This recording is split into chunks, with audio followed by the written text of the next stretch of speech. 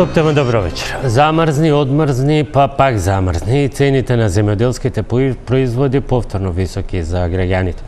Дали замрзнатите цени ќе ги смрзнат и земјоделците кои веќе тврдат дека ќе страда и домашното производство.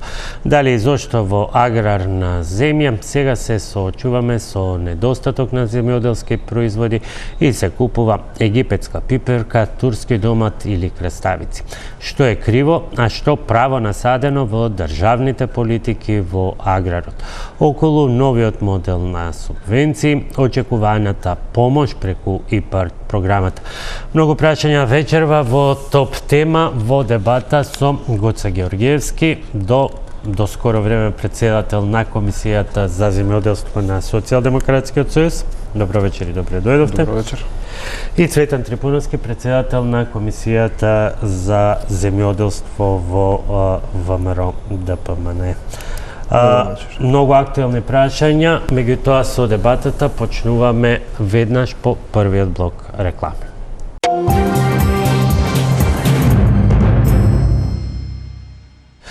Гоце Георгиевски, представник на СДСМ, и Цветан Трипуновски, представник на ВМРО ДПМН, гости во вечерашната топ тема, во обид да разрешиме една од главните дилеми во актуелна деновиве, но да одговориме и на низе други прашања. А клучната дилема е зошто во аграрна Македонија во овој период се соочуваме со недостаток и проблеми со високи цени на земјоделските производи. Георгиевски, малку одмрзни, малку замрзни, одземи додај игра со цените и сега конечно имаме ли јасна слика кој што, колку, од каде увезувал, кој колку, како чувал резерва во магазини, продавал со екстремна заработувачка или бидејќи тоа делумно навлегува и во други ресори, меѓутоа сте во координација, сублимирано колку пазарот и до кога сметате дека може да биде стабилизиран? Прво интересна игра на зборови направивте со одмрзни, замрзни, мислам дека беа замрзнати, не одмрзнати, туку дополнети. Во своја полена интервенција, конкретно периодов во очи на великденските празници и рамазанскиот празник, се детектира енормно зголемување на цените, особено кај основните земјоделски производи и оние свежи земјоделски производи кои што доаѓаат од увоз. Во анализата која што ја направи Министерството и за која што се алармираше и од самите чинители во вредносниот синџир, се воспостави дека има огромна дискрепанца од увозната декларирана цена на производите и тоа што е крајна цена на пазарот кој што ја плаќа крајниот потрошувач. Имајќи го тоа предвид, Министерството презема активности да изработи една детална анализа со која што ќе ги спореди цените на актуелните пазарни цени на производите со оние со цените од минатите години на истите артикли. Дојдовме до фрапантни податоци кај што варијацијата на цени се движи од 20% најниска маржа до 200% маржа на одредени артикли, што ќе се согласи да сите дека е малку нереално и сулудо на услови во вакви текови во какви што се снаоѓаме и со ситуацијата во Украина и надминувањето на општата криза од минатата година со храна. Мислам дека не е во ред ниту еден увозник или трговец да пазари, односно да заработува енормни маржи на конто на граѓаните. Сега, колку од ова 20% зголемување, од 20 до 200% зголемување може да се припише на очекуваниот раст на цени кој што го има и во регионот, колку на своевидно кризно профитерство? Значи, станува збор за 11 артикли, 11 земјоделски производи за кои што се однесува одлуката. и ограничена е маржата на 40%, како некоја средна вредност во споредба со тоа што минатата година е било тековно на пазарот. Повторно разговараме во услови кога минатата година беше кризна година кај што и земјоделските инпути беа сериозно зголемени во однос на оваа година. Тука збориме за цената на вештачкото ѓубре, која што минатата година порасна и до 110-120%, сега е веќе нормализирана. И така натаму, така да во тие услови вакво ограничување е во директна корист и на домашните производители, но и на крајните потрошувачи, односно на граѓаните на Република едно по едно, тие елементи ќе ги разграничиме пред да му дадам да побарам општа оценка и од Трипуновски, уште едно прашање од вас. Оно што произлезе од целото, условно да кажам, преиспитување на ситуацијата што ни се случува, е нешто на што деновиве интензивно работат Царинската управа, Државен пазарен инспекторат, финансова полиција, пазарна инспекција и така натаму, а тоа е контрола буквално на сите фактури, за да од официјални представници слушнеме дека со години наназад ни се случувал феномен и на веројатно, тоа е за сега претпоставка која што треба да ја докаже истрагата, лажни увозни фактури. Тоа е како им со години наназад им поминувало на сите овие органи тоа пред очи, што се вели. Јас би оставил да истрагата да заврши, да се извадат сите факти и аргументи од тој извештај, за да утврдиме колку време траело тоа и дали имало влијание како што се воочи оваа година, затоа што еве типичен пример е цената на увозниот домат, кај што декларирана цена беше 26 денари, што е надвор од сите економски логики, се воспостави точно дека одредени увозници на овој земјоделски производ намерно декларирале пониска увозна цена за директно да го оштетат буџетот на државата, што е апсолутно недозволиво. Со ова ограничување на маржата на производите, еве ќе ви кажам директен податок од проценката, за време на великденските празници, односно од 5 до 30 април, граѓаните директно ги спасуваме од дополнителен трошок во висина 2 милиони евра, кој што би бил директно земен од џебот на граѓаните, а на сметка на трговците. Цветан се смее, веројатно штити нечии други интереси. Не, ќе се дебатирате околу тоа кој што штити и како. Трипуновски, како и за секоја друга, за голем дел од антикризните мерки, бидејќи замрзнувањето на цените вие го препорачувавте, меѓутоа како мерка која што сметавте дека треба да биде донесена многу поинакво и во поинакви калкулации. И последно во замрзнување на цените, партискиот став е дека е ова само пиар игра на владата која што нема да има никаков ефект. Зошто? Еве Георгиевски вели дека тука се штитат граѓаните со 2 милиони евра екстра трошоци за... Да, Боби, тоа убаво звучи можеби вака за политичка флоскула, меѓутоа реалноста во Македонија е далеку поразлично тоа што го говори мојот соговорник. Видете, политиките и мерките кои што ги носи владата предводена, односно помалиот коалиционен партнер на ДУИ во владата, СДСМ, или се задоснети, или се промашени. Најголем дел се промашени, а конкретно за оваа мерка која што вечерва ја отварате како тема е задоснета. Зошто? Аргументирано, ако сакаше владата или помалиот коалиционен партнер на ДУИ да работи во интерес на граѓаните и да се заштедат сериозна сума на средства кои што се директен удар врз фамилиарниот или семејниот буџет, требаше цените на продуктиве земјоделски, овош и зеленчук да ги замрзне уште во почетокот на календарската година. Затоа што за потсетување килограм крставица во јануар месец, кој што е од увозен карактер, се продаваше за 180 до 200 денари за килограм. И таа маржа сигурно требаше во тој момент да се коригира, да се намали, за да нема негативен ефект врз граѓаните. И ние се имаме со месеци за доснето производство, односно реагирање, кога стасува домашното производство, ние ги мрзнеме цените кои што се далеку под производните. И тука сепак се удира врз грбот на оние кои што треба да прехранат нацијата, тоа се земјоделците во Република Тој Македонија. дел околу можните ефекти, бидејќи ова се однесува пред се на, ќе сакам посебно да го разграничиме, бидејќи назнаката на сите мерки е дека се однесуваат пред се на оние од увоз. Меѓутоа, кога велите, цената на краставиците, например, во јануари беше со 120 денари, веројатно цената во зимски период, тука што е политика, што е вистинско одмерување, бидејќи цените на земјоделските производи по дефолт се различни во зависност и од периодот. Надвор од она што сега се открива како малверзации, кризно профитерство и Токму така. така, ама прашањето е зошто институциите кои што сега прават контроли на увозните документи не правеле во јануар месец. Да фатиме работава од почеток на година, да видиме дали тогаш имало злоупотреби. Самите вели дека тоа се случувало многу период уназад. Зошто тогаш не ги заштитивме граѓаните од таков ценовен шок? Прашањето е многу едноставно. Георгиевски? Увозната цена декларирана на краставицата е 21 денар во просек, 21,6.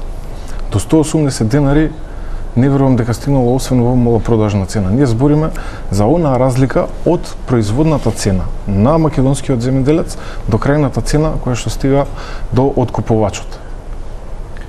А во овој период се уште нема, како што викате, само што почна македонското производство да излегува на пазар.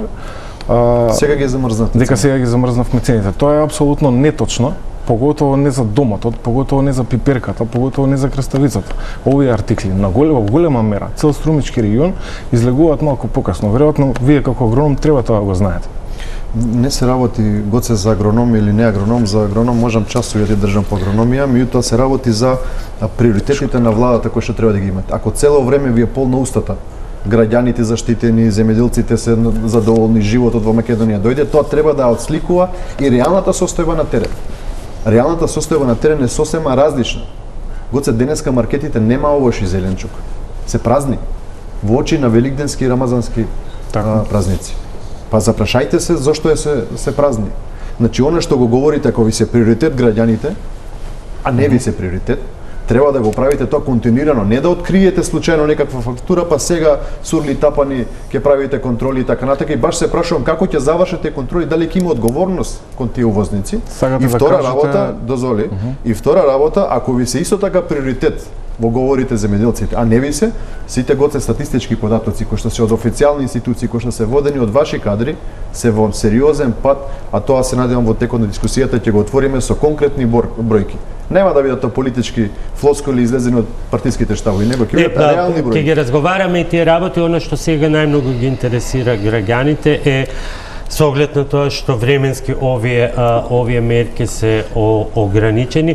Прво, Георгиевски, малку подетелно како е дојдено до таа сума од 2 милиона евра заштета на граѓаните со цена на кромит од 70 денари. Ако го најдете, граф од 95 денари, домат 95 денари, пиперка 100 денари и кило мандарини 75 денари, банани 75, портокали и лимони по 60 денари, цени кои ако се споредат со дел од земјите во регионот и вака замрзнати се пак повисоки. Одлуката за замрзнување на кромидот е на 60 денари за килограм, гравот е 75 денари, бананите 70, портокалите 55, мандарините 60, лимоните 55. Ова се цени кои што во ваков период, во некризно време, се нормални цени. Разликата, повторно ќе кажам, ја прават бизнис интересите на неколку, на прсти се бројат фирми кои што на некој начин го монополизираат пазарот, а сега можеме од Трипуновски да слушнеме дека он ги заштитува нив, а не граѓаните или земјоделците. Пошто така испаѓа цветот. Се извинува, ќе му дадам можност да одговори на Трипуновски, меѓутоа на прсти се бројат и големите увозници на прсти се бројат Еве директно прашање, еве пошто збориме за домашното производство, број увозници. Сите институции, вклучително Министерство за земјоделие преку надлежните инспекторати, Царинската управа преку сопствениот систем, даночната УЈП преку сопствениот систем, можат за многу брзо време да ги прелистаат сите тие податоци. XY 6 големи увозници се во државата, најголеми, уште 14 поситни, тоа се 20 компании. Еве да земеме како пример за оваа акција, 3 компании, многу брзо може да се види по тарифни броеви, кога е увезено, што е увезено, со која цена, тоа за истата фирма да се спореди преку завршните сметки во УЈП и ќе ги дознаеме оние податоци, односно изјава на министерот за економија Крешник Бектеши од вчера, кој вели дека можеби ќе треба да се прават не само контроли кај увозниците на големо и на мало, туку и кај институциите задолжени за контрола. Добро. Ако сакате, можеме за поединечен земјоделски производ да разговараме и која е во моментов, додека го разговараме ова производната цена, колку е замрзнатата цена и што се случува со разликата. Министерството за земјоделство, шумарство и водостопанство веќе најави дека доколку има дискрепанца помеѓу производната и продажната цена која што ја добива производителот, дека ќе интервенира преку интервентниот фонд да нивелира, да нема загуби на сметка на земјоделските производители. И тука мислам дека сме јасни. Боби, ако дозволуваш, значи, ај вака една мала генеза, зошто се најдовме во ваква ситуација како земјоделска држава, да денеска зборуваме дали треба земјоделски производи да се продаваат по една, по друга цена, дали треба да се замрзнат и така натака и така натака. Затоа внимавајте, не требаат 3 емисии, не. Да, ќе се обидам да бидам кратек со конкретни аргументи. Првин, во Македонија земјоделството изумира и затоа денеска имаме се понамалено по количина и по површина на единица производство земјоделски производ во било која култура. Дали се работи за зеленчук, дали се работи за овоше, дали се работи за млеко и така, месо и така натака и така натака. И во тој дел Македонија се повеќе увозно зависна. Ако во минатото сме биле извозно ориентирани, денеска сме повеќе увозно зависни, тоа говори и статистиката која што вели дека за 2022 година трговскиот дефицит е околу 316-17 милиони евра. Тоа е само факт кој што го потврдува што го зборуваме. Денеска Македонија се наоѓа на прагот да моли за храна од соседните држави и од регионот. Зошто е тоа така? Затоа што пред неколку дена, поточно на 6.4. излегува министерот за земјоделство кој што е најповикан и вели Николовски замрзнувањето на цените не влие на приходот на земјоделците. Знаете каков сериозен удар е за секој земјоделец во Македонија ваква изјава од таткото на земјоделците? Ова е практично до рап на плачење. Кога има услови на скапо производство, кога државата требаше да интервенира, се извинувам, да го помогне производството, да го олесни, да ги намали трошоците производни, за денеска да имаме намалени производни трошоци од производна цена на килограм производ, да имаме и помала продажна цена, тоа не се случи. Ние два пати апелираме да се намали акцизата на нафтата за земјоделците, не се прифаќа. Апелираме да се помогне во делот на вештачки ѓубрива, не се прифаќа. Апелираме да се и критикуваме и укажуваме се намалат давачките за репроматеријали за пестициди, не се прифаќа. И сега имаме скапо производство и треба да некој да го плати. А тоа што се преспа периодот, тоа никој не е крив. Оваа политика во моментов кој што ја води СДСМ, ја би нарекол швалерска политика, затоа што е фатени се со рацете таму кај што не треба и сите видо дека се криви, само они велат дека не се криви. Сите видо дека заради ова што се наоѓа Македонија е крива погубните политики и грешните политики на оваа гарнитура која што е моментално власт во Македонија. И тоа треба секој да го признае. Жалам што спроти мене седи обичен административен службеник, не седи министерот кој што не е повикан, не седат државни советници, заменик министер, него го пратиле овој дечко овдека да ја покаже својата храброст. Сепак разговараме на ниво на партиски представници и ве молам без лични дисквалификации, меѓу другото, може да се најдете во иднина да му бидете шеф на Георгиевски, кој што е раководител, колку што знам, на еден клучен сектор за рурален развој. Георгиевски, дали изумира земјоделието заради погрешните политики на владата, како што обвинува Трипуновски, бидејќи покажа интересна изјава на министерот, но тука може да се надоврзат и веќе влегуваме во една друга тема на тоа колку се успешни тие интервентни фондови и така натаму. Одговорете се пак прва на овие забелешки. Ама убаво тргна на почетокот кога кажа дека нема да кажува флоскули или да се занимава со нешто такво, за да после 5 минути продолжи со Јас секогаш, јас вака, јас да објаснам и за гледачите, на крајот ќе имате можност да се поставувате лични прашања и секогаш кога дискусијата ќе излегува од вакви лични квалификации, ќе ве вратам на фактите. Податоците со кои што излегува, а тоа не се податоци, повторно празни флоскули, како што вика, се засновани на неговите лични заблуди. Затоа што за да кажете дека нешто не чини, треба да имате точен податок. Која била поедовната точка? Кој бил процесот за да се стигне до денеска што сме и кој е патот за понатаму да се продолжи. Такво нешто од денеска од Трипуновски не гледаме. Тоа е првата работа. Втора работа.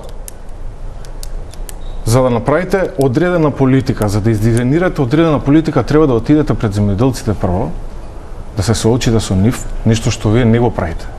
Го правиме ние. Ја гледаат земјоделците емисијата? Апсолутно, и треба да ја гледаат. Добро. Во секој село, во секој град. Изминатите 2 месеца сме на 500 различни трибини и средби и работилници со земјоделци. Со лечињава сте? Не со лечињата. Сите институции се на терен.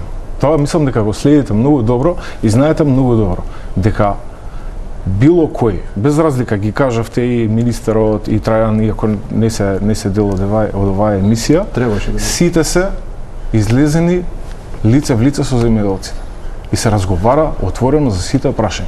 Заврши тоа време кај што со притисоци и уцени ќе ги анулирате сите крици на било какво незадоволство, што вие бевте од тој режим, не бев ја. Заврши тоа време. Сега политики се за јавни, транспарентни, во согласно. Ајде да се вратиме на конкретно прашање. Прво моето конкретно прашање е, постои дилема и од академската фела, и од граѓанските организации, и од институциите, и од сите други чинители во секторот. Прашање, директно. Георгиевски, велите дека домашното земјоделство е заштитено, мерката пред се однесува на извозот, меѓутоа одговорот на земјоделците е да, но ние сме обврзани дел од нашето производство да го продаваме дома, а голем дел од нашата цена на чинење веќе се поклопува со замрзнатата цена и од тука почнува тој ланец во кој што тие ги бројат веќе сопствените загуби, иако конкретно има време до родот. Зона што е најспецифично во раноградинарските култури. Ајде, која? Доматот? Во моментов највисоката производна цена на доматот е 48,7 денари. Значи со дополнително ангажирана работна рака плюс 30% варијабилни трошоци. 48,75 денари по килограм. Замрзнатата цена колку е? Добро. Јас ќе ви кажам. 70 денари. Значи повторно имате простор за маржа оставена. Не знам, нема простор за маржа. Нема простор за маржа кај тебе, пошто не си работил никогаш земјоделство, не ги знаеш работите. Ја очекуваш поддршка од земјоделците. Добро, вака се првата информација која што ја прати Министерството за земјоделство до владата, знаете колку беше Боби производната цена на доматот внатре ставена? 19,7 денари. Кој е Министерството? Тоа е првата информација, па потоа кога видел дека влегол во тежок и во длабок офсет, па ретерира назад. Јас околу тоа што значи зошто сме денеска увозно зависни во Република Македонија и зошто нема земјоделци во Македонија. 19,6 денари е цена, производна цена на отворена Цветан. Да држиме нивото за Па ја да го држиме нивото, да не ги ставаш у заблуда граѓаните кои што не гледаат. нели? Да, поведете па. Ева, како пред мене ја извадив денеска податок од Државен завод за статистика, ова е јавен податок. Така. Може да проверат и гледачите и сите вие дека Цветан и ВМРО-ДПМ не манипулираат. Во 2014 година, значи учество на вработени во сектор земјоделство во вкупниот број вработени во Република Македонија. Во 2014 година имало 127.438 вработени, односно во проценти 18,5%. Во 2020 година вкупниот број на вработени паѓа на 95, односно во проценти 12%, или разликата е колку еден град Кочани, тоа е 31.893 вработени помалку за не повеќе, односно помалку од 10 години. Тоа е тоа што сега денеска Македонија мора да увезува храна затоа што нема земјоделци кои што треба да ја произведат. Селата се испразнија, дел стана социјални случаи, дел работат, аргатуваат ширум европските градови. Значи за 6 години имаме 6,5% пат на вкупниот број на вработени во земјоделскиот сектор. Тоа е цело време што зборуваме дека погрешните задоснати политики имаат негативна тенденција. Овие бројки не ги измисли Цветан или некој од ВМРО-ДПМ, но се официјални бројки и кои што не треба да бидат сведени на политичка флоскула, него се релевантен податок. Дали во овие бројки се вклучени вработените во фамозните комбинати кои што многу работеа, дури има добива баснословни суми за субвенција, потоа ги сменија политиките кога таквите субвенции беа скастени. Боби, 2014 и 2020 нема комбинати кои што во меѓу период згаснале, па сега ги нема. Прашувам кои се. Освен на Субрата Рој. Не бил комбинат тој. Па ќе беше за малце и вие ќе му дозволите. Ќе беше ваша теорија, на белосветски криминалец. Не, Гоце, те морам одговорим и за овие податоци. Што да те одговорам бе Цветан за тие податоци? Ние имаме јасно единствен регистар на земјоделски стопанства. Точно утврдена бројка со точно утврдени поднесени барања за субвенции по кои што се води целата статистика натре кај нас во Министерство за земјоделство. Немаш намалување на земјоделски стопанства, имаш зголемување. Добро, јас се читам официјален податок. А кои се тие вработени? Еве, ај можеш да детектираш кои се тие сектори, каде работат тие луѓе? Не можам емисија прекратка часови да ти држам сега за кои се тие. Знаеш што значи да си вработен во некој сектор? Да ти тече стаж, така да си пријавен со придонес. 30.000 помалку. Каде се? Надвор од Македонија. Така тоа, да. Не, каде работеле претходно, кажи. Тоа те прашувам. Значи, самата реченица ти кажува дека вработени во секторот, преработувачка, земјоделци, директно производство, значи сите вработени, ја не знам. Значи, сега влегуваме у материјална расправа, нешто што е, знам дека бројките болат, Гоце, вистината боли, тоа е многу болна тема. Боли само тоа што си веруваш во сопствените лаги, Цветан. Знаеш зашто? Провери ја статистиката колку е зголема низот на преработени земјоделски производи од Македонија последните 3-4 години само. Од 40 милиони евра стартно, сега на 75 до 80 милиони евра стига. Знаеш што очекувам? Тоа каков индикатор ти е? Во утрешниот ден да се случи, Гоце.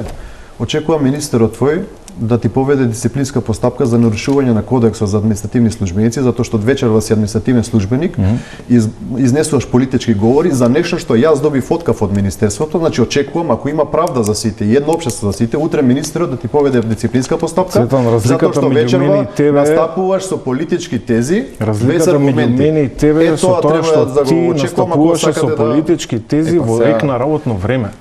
Тоа кога не треба. Не надвор од работно време. Во тек на работно време, Цветан, знаме. Може ли да се вратиме на земјоделството? 10 минути ќе имате кон крајот на емисијата околу меѓусебни директни прашања.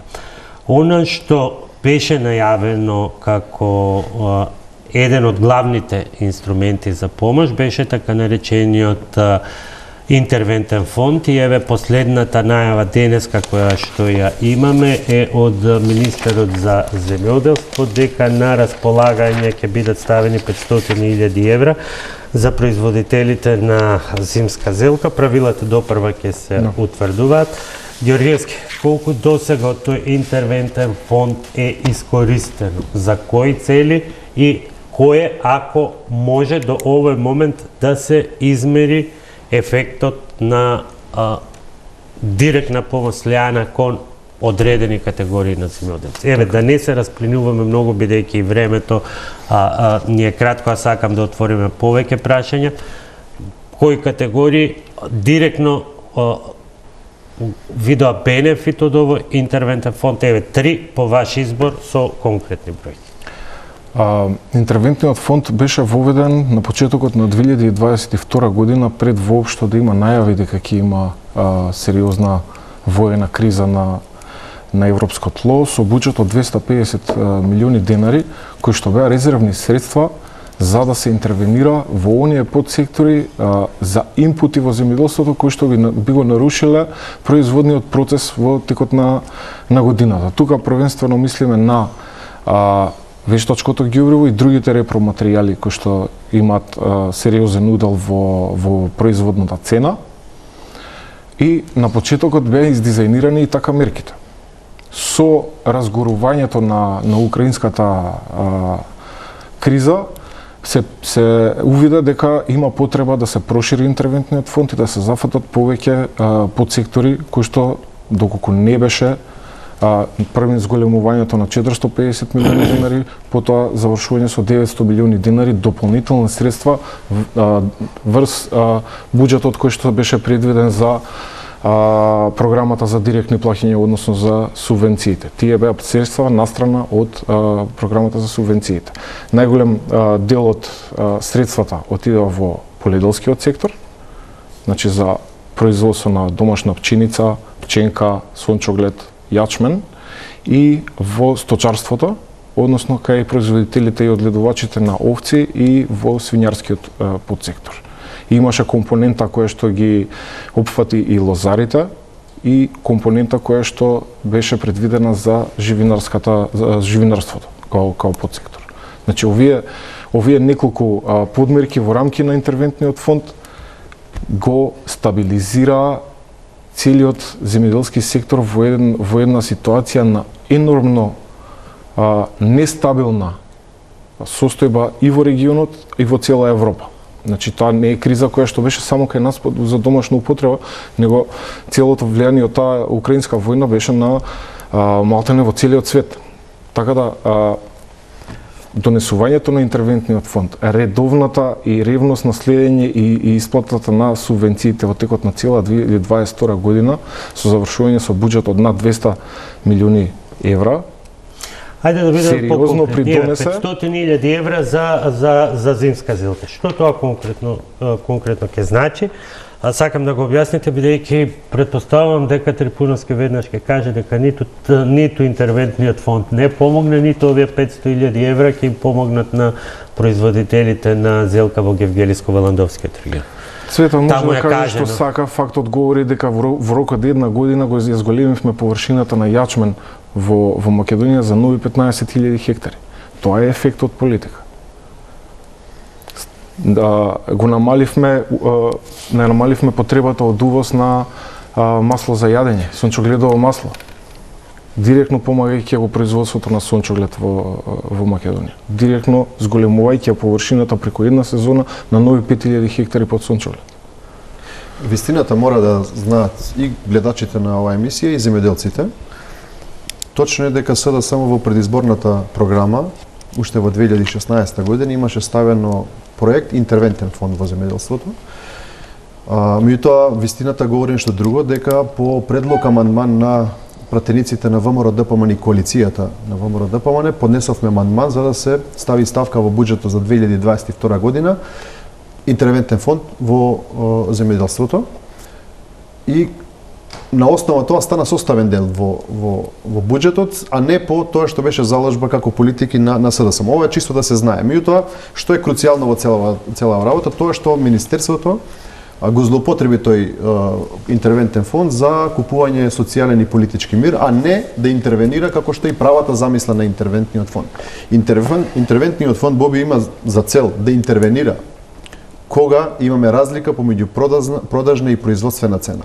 Компензацијата, разликата во таа цена, треба државата преку тој фонд да интервенира за да нема загуби во производството заради X ситуации. Но сепак сега ќе мора да признаете дека без оглед колку и да говориме дека сето оно што се случува како со цените, со недостатокот е резултат на ајде нека ја наречеме домашна криза на земјоделството, сепак е и резултати на економската криза предизвикана од војната во Украина и дека со тек на време тој фонд мораше да биде модифициран, така што се субвенционираше, поддржува вештачките ѓубрива чија што цена отиде енормно високо. Се субвенционираше, па мислам дека беше сточната храна, бидејќи во оваа емисија тоа го бара. Не, се интервенираше во многу други мерки кои што значеа криминал и корупција за например политичката свита, а не реална помош на земјоделците. Нема една мерка од интервентниот фонд кој што е интервенирано и е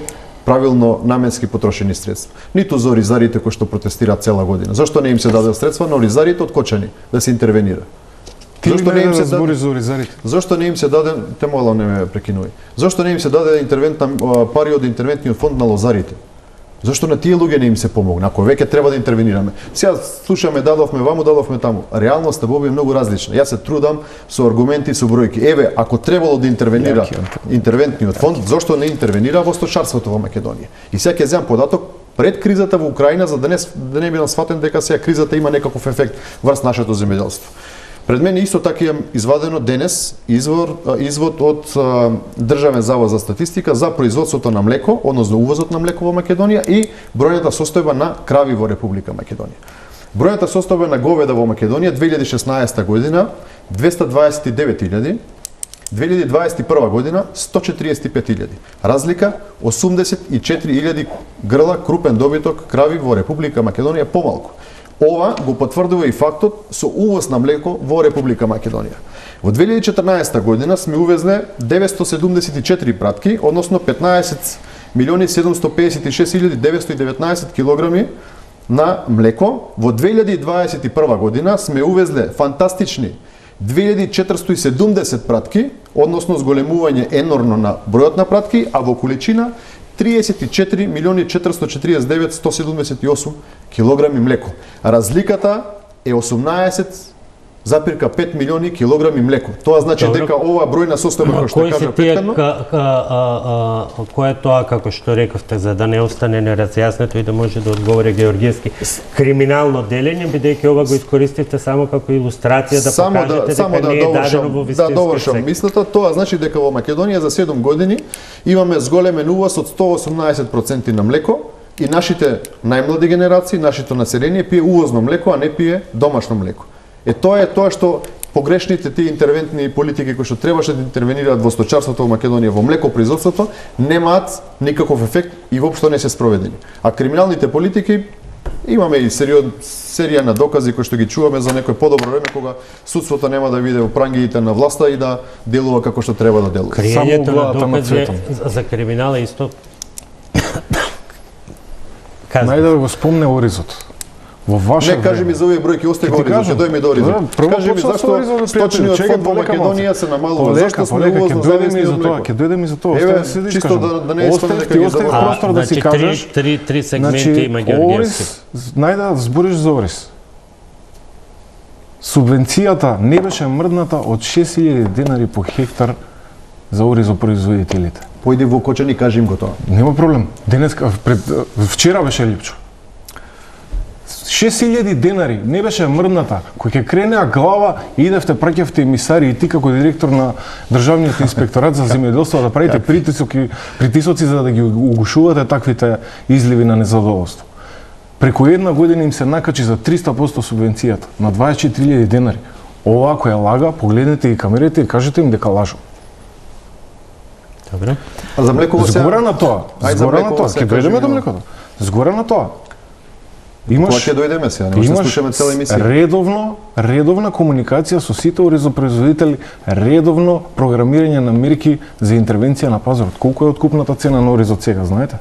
Во моментов. Имате представа? Кажете им на граѓаните. Сакате ја да ви кажам? Нема ориз на... Оризарите бараат, има ориз. Оризарите бараат 30, моментално 36 е откупната цена. Како ќе им кажеш дека лажам? Ја. Добро. И сега за млеко Или како мислиш дека тебе ќе ти верува? Ајде за млеко сега кажи ми за увозов на млеко, за нашите деца што пијат увозно млеко со сомнителен квалитет. Кај да ти увозно? Ајде кажи ми сега за ова. Што со тоа? Ајде кажи ми бројкиве што кажуваат овдека. Ајде. Па кај сте интервенирале како интервентен фонд во сточарството? Погледни ги бројките. А нема зборови, знам го се тешко е тоа столче. Треба да го држи жешкиот костен кој што некој друг го испече. И тебе Златен те пратели овдека да се црвенееш пред камериве, многу ми е непријатно вака што разговараме, ама тоа е тоа да разговараме за конкретните па еве нема одговор, Боби. Еве ајде да ги прокоментираме бројките. Ова се официјални бројки, ова не се мои избори. Нема проблем. Да, еве зошто се бројките вакви? Сакате за другите да зборуваме? Значи имаш 30% зголемување на субвенцијата за сите одледувачи по градот. А бројките паѓаат? Полека. Отворивме програма за рурален развој, мерка за сите. Стои, полека малце. Значи ја начекавме мерката за набавка на добиток, на која што беше принципот прв дојден, прв услужен, каде што по штабови ваши се правеа списоците кој кога ќе аплицира, ова е факт. Ама какви списоци? Ова е факт, кој кога ќе аплицира. За обичниот земјоделец не стигаше таа поддршка. А сега стигат ли субвенциите сега? 50% од набавката на добиток до земјоделците стигат. До еден. Зошто програмата е во минус 50 милиони? Во еден ден без правење списоци по партии, во еден ден на сите подеднакво исплатени субвенции. Тогаш кога пишува програма по календар. Да. Ја би сакал да се држиме. Така е, заврши тоа време на списоци. Одиме со кратка пауза за реклами, се враќаме 5 минути анализа, коментари и дебата околу тоа зошто чини или не чини новиот систем на субвенционирање и потоа останува оној дел, бидејќи очигледна е тенденцијата дека најжестока дебата би имале на меѓусебните директни прашања, покрај мојот обид за конкретно насочување на темата и од една и од друга страна. Пауза за реклами.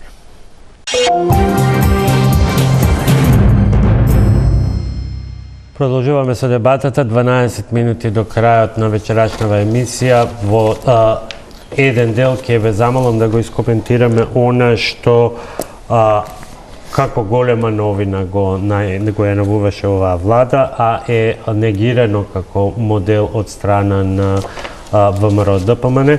Тоа е новиот начин за исплаќање на субвенции и овој пат почнувам од Трипуновски. Трипуновски, што не чини во новиот модел, бидејќи реално, а за тоа ни треба цела емисија, имаме и малку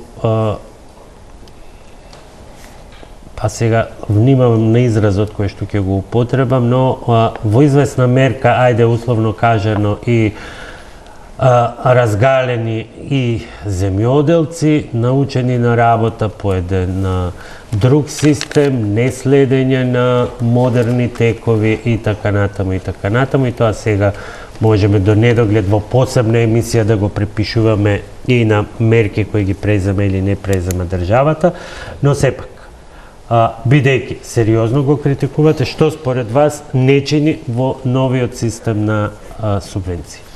Ке се обидам накратко, во интерес на времето гледам дека одбројуваат последните 10 минути.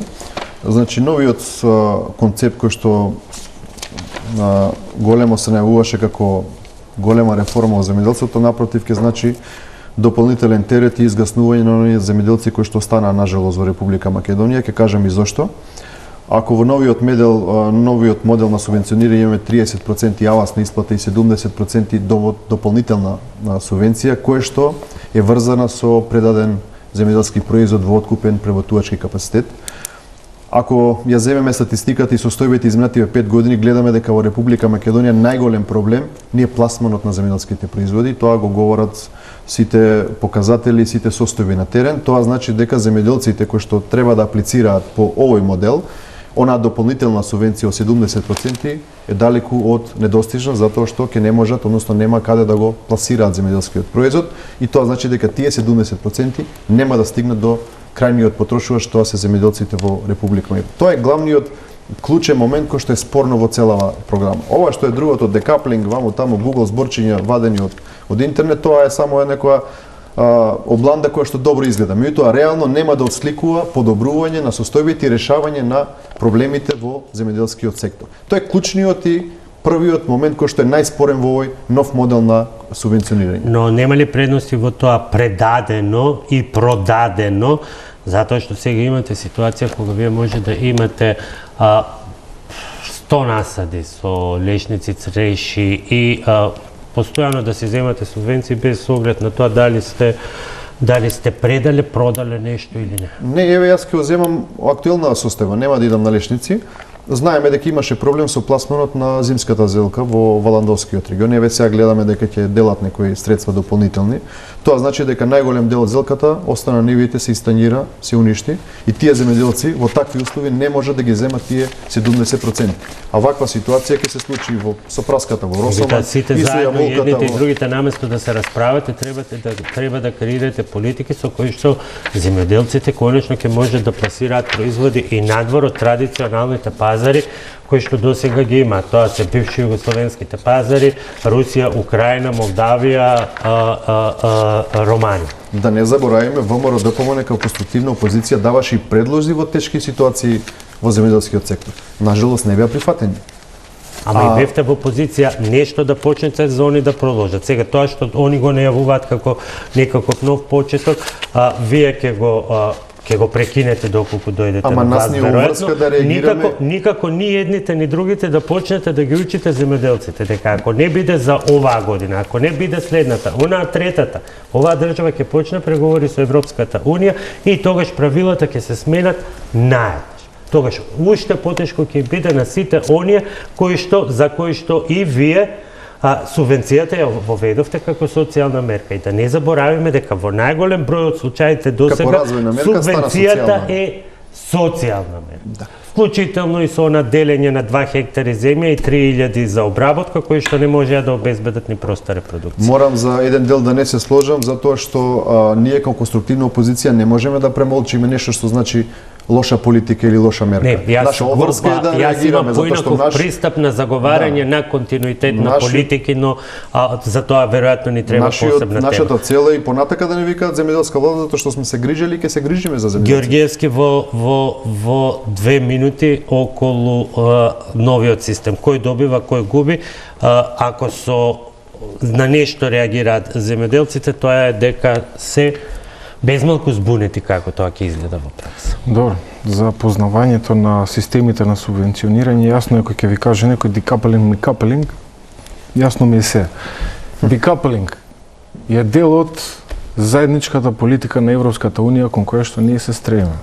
Сите субвенции се врзани производно. Што тоа значи?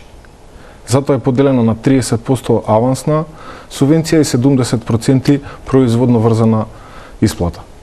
30% ги добиваат сите кои што имаат регистрирано производствен капацитет. 70% ги добиваат тие кои што работат вистински земјоделство. Нешто што досега беше отворено за сите.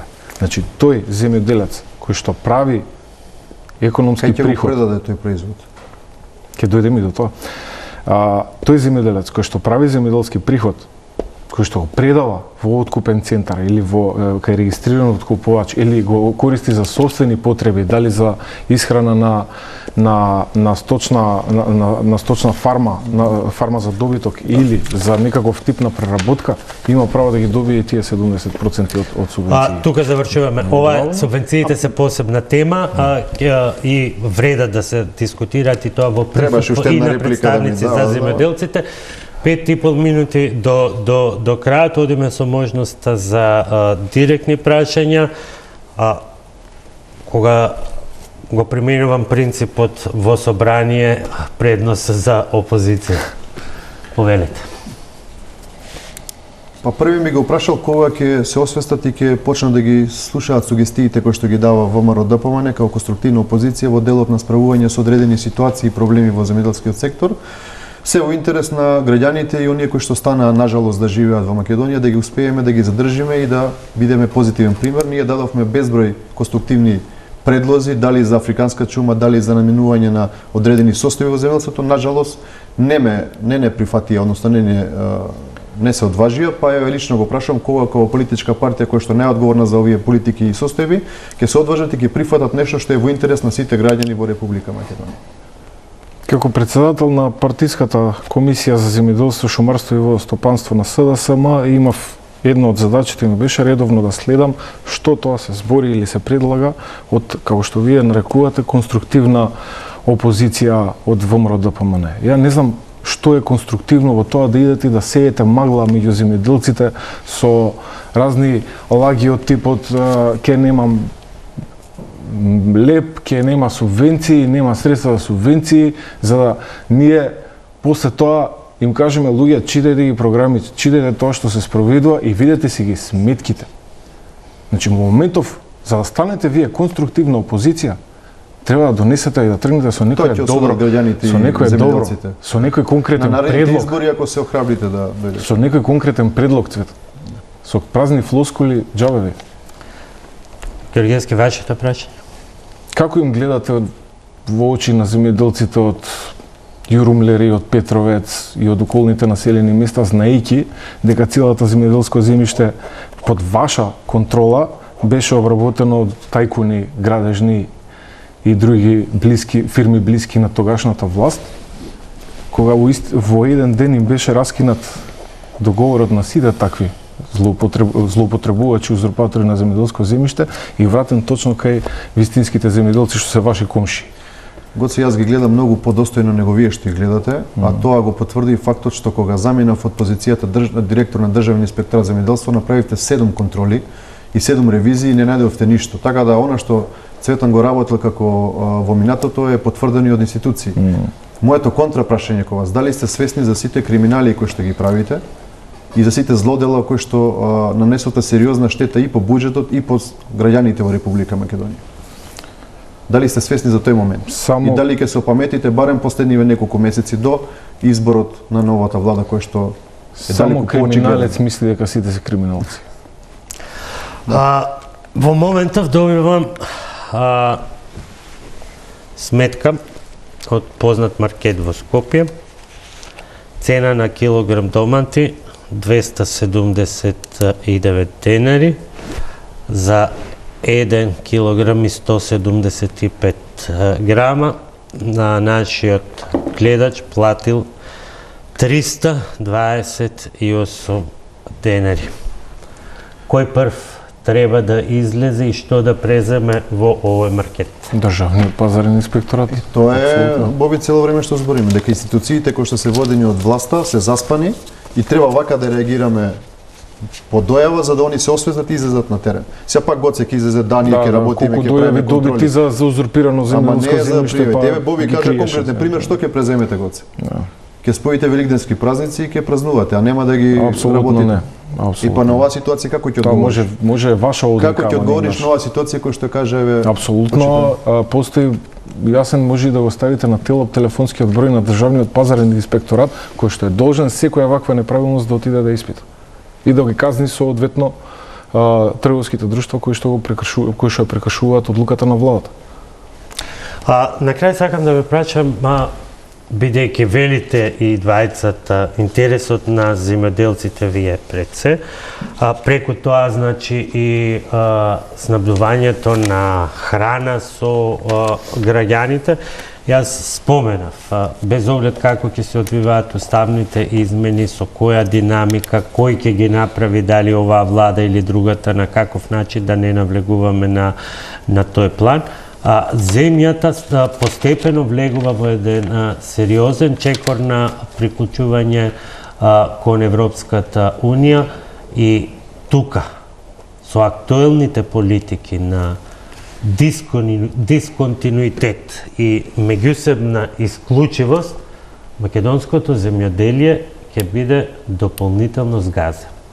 Која е она минимум црвена линија која што може да ве обедини околу стратешко позиционирање и заштита на македонските земјоделски производи, што ќе биде многу тешко, многу мачно и многу напорно во процесот на европски интеграција. Една минута.